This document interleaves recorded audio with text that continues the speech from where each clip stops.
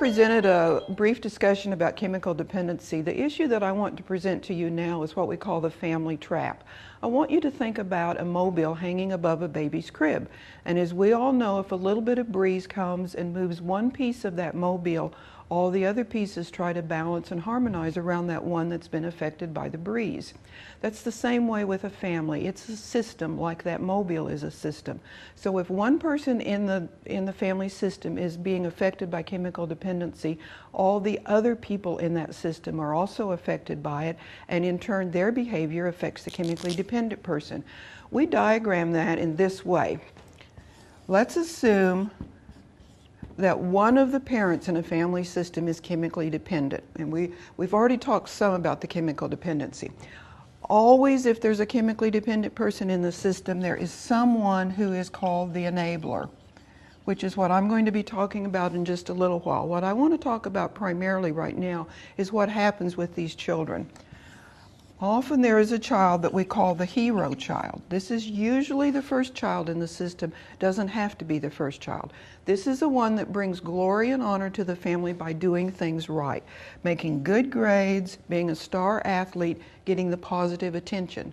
But no matter how hard this child works, they can't fix the chemical dependency in the family. So even though they look like they're pretty perfect in a lot of ways, deep down inside they're feeling very inadequate, because they can't fix the system. Then there's another child in the system, often called the scapegoat, born into the system, cannot begin to compete with the person who's already getting all the positive rewards. So this one learns very early that it's better to get negative attention than to get no attention.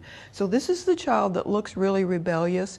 Actually, deep down inside, this child is very hurt because everyone identifies them as the problem in the family.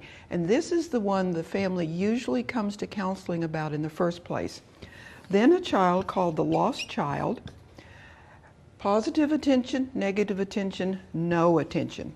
But the family thinks this child is just fine because when things happen in the family and there's tension, this child just kind of quickly, quietly goes upstairs, plays with stuffed animals quietly or something like that. Very lonely child deep down inside. And then the last one I'll talk about we call the mascot. Think about a class clown, one that tries to alleviate the tension and the problems in the family by being cute and funny, but also think that you never really expect that person to mature. So deep down inside, this is a very immature person. Now, this is called the family trap for a number of reasons. As the chemical dependency gets worse in the family, each one of these people get locked more and more into their role. This one only knows how to try harder, work faster, be better. This one only gets angrier and more rebellious. This one more lost. This one more immature. But another way that it's called the family trap is unless someone breaks these dynamics and breaks this pattern within the family, this thing will go on generation after generation after generation. This child, because they're so responsible, would very likely become an enabler in the next generation. They will marry someone who's chemically dependent or who becomes chemically dependent. This is the one that's most likely to become chemically dependent first in the next generation, and it will be on street drugs, the socially unacceptable thing.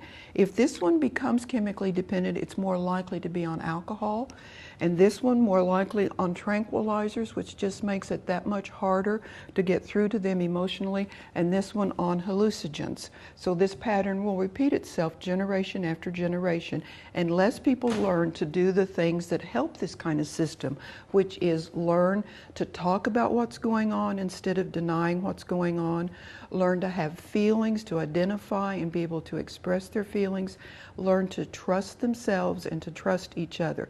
Those are the unwritten rules that we find in these families. The no talk, the no trust, the no feel, and those have to be broken where people start to address what's going on, learn how they feel, and learn how to trust both themselves and other people in the system.